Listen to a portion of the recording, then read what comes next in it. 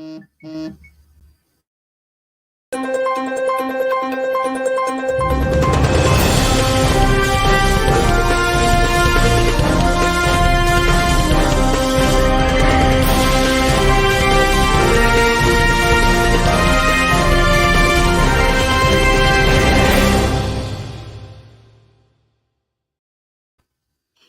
Democrats. Today is Monday, May 2nd, and it's time for the Chair's Daily Live. Happy Monday. So May is Asian American Pacific Islander Heritage Month. And so this is a time we take a moment to acknowledge the contributions made by Asian American Pacific Island Americans. I can't get all that out. And this week is also Teacher Appreciation Week. So there's a lot that I'm going to be mining this week in acknowledgement of Asian American Pacific Islanders' contributions and teachers. I'm going to barely touch on it today because I think that it deserves a lot more research and a lot more craziness, a lot more details to talk about the new scandal.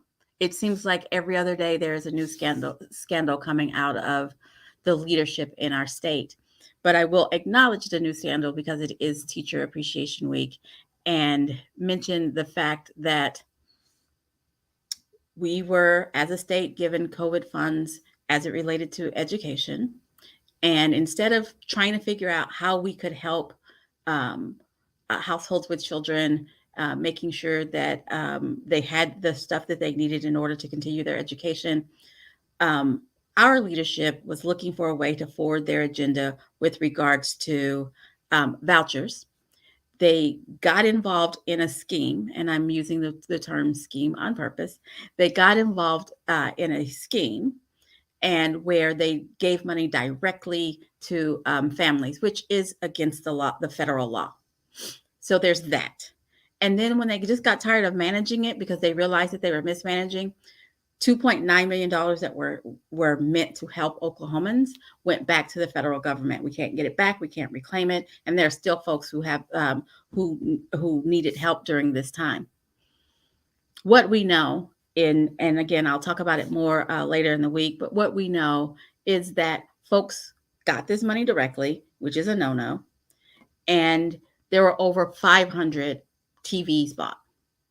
There were vacuum cleaners and electric drills and Pac-Man machines.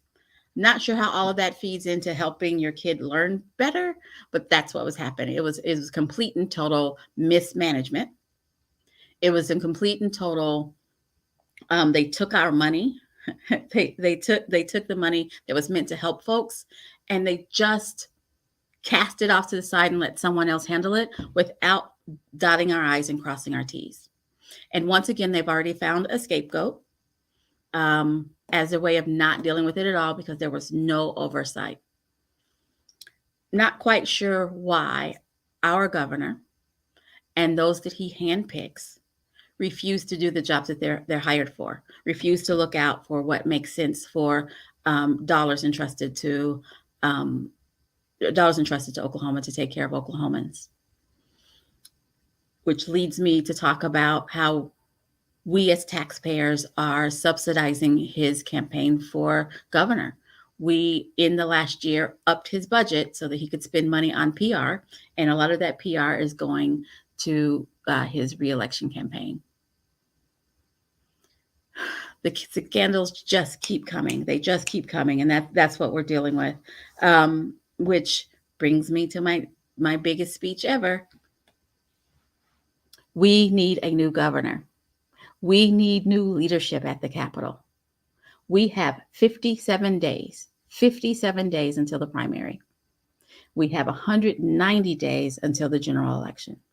So in this next 60 days, I strongly encourage you, we have two women running for governor. I strongly encourage you to pick one of those women and support them. We cannot. I don't think our state can survive another 4 years of the current guy. He just refuses to deal with the details.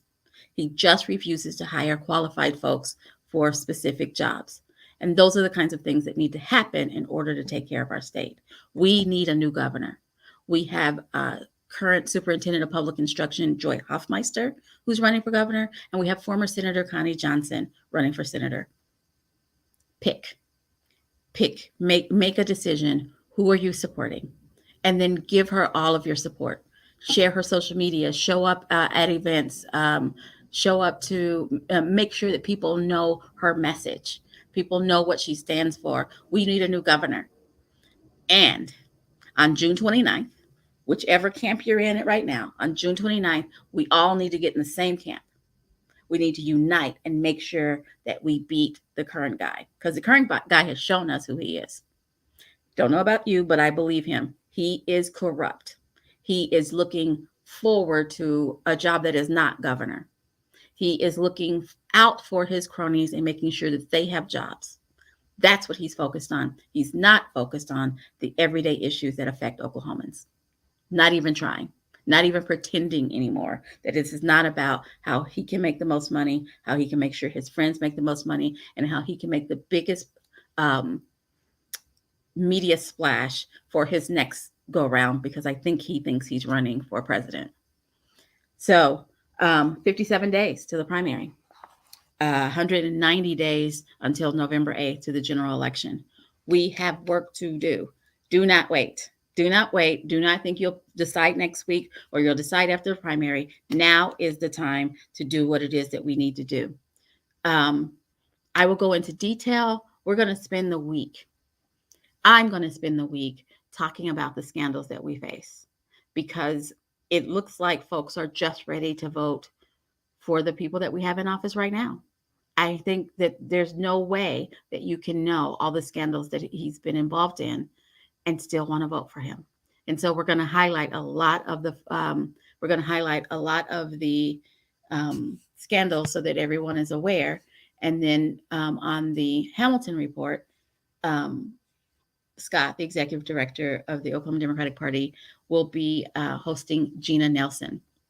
Every Monday, at least through the primary, he will be talking with candidates so that you can get to know our candidates, so you can make the selection of who you're going to vote for and find out how you can support them directly.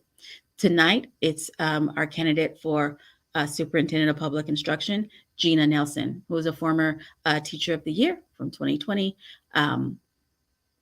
I will say in this election cycle, we have incredibly qualified candidates for, it's not just names on the ballot. It's just not random folks. It's incredibly qualified folks. So tune in tonight at 6:30, watch the Hamilton report, and learn more about Gina Nelson, the candidate for Superintendent of Public Instruction. Join me tomorrow when we'll talk about another one of the scandals that the governor and his office is involved in. Thanks for joining me today. I'll see you tomorrow at 4:15.